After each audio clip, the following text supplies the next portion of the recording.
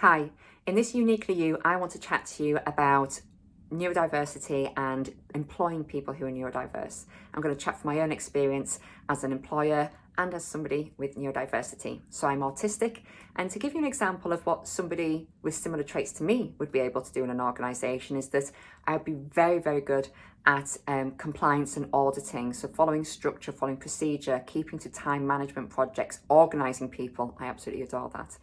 And things like that. Writing reports, definitely up my street.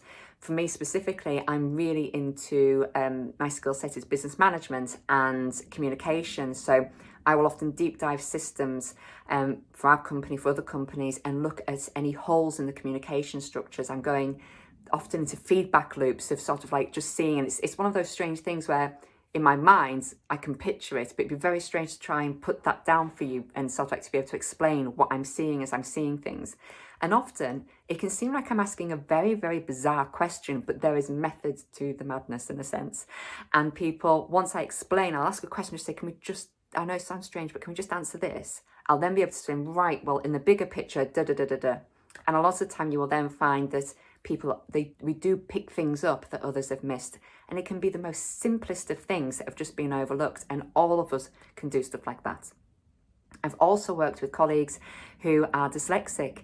And what you can find with people who are dyslexic at times, some, not necessarily all, is that reading things like the employment manuals, all the structures, the training manuals, it can be too much. So in some ways, we don't need to make big changes, but we need to adapt. Can we do things in a slightly different way? Can we provide audio versions? Can we do something that's more visual rather than wordy for them? Things like that. But what you will find often with people that are dyslexic, that they are incredibly skilled in things like graphic design and computer programming.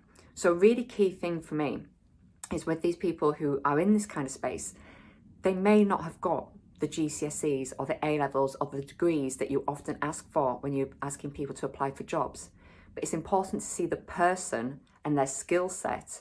And I would really advocate changing questionnaires and job adverts to be focused more upon skill sets, evidence of maybe projects they've done in the past, rather than things like grades, because even if it's not just neurodiversity, that kind of academic structure doesn't suit everybody. And just remember that many, many people don't even have a diagnosis of neurodiversity. Many of us have been missed along the years and along the ways. And also, they don't even need to tell you as an employer. So just really focus upon what a person can achieve, not what that label has given them.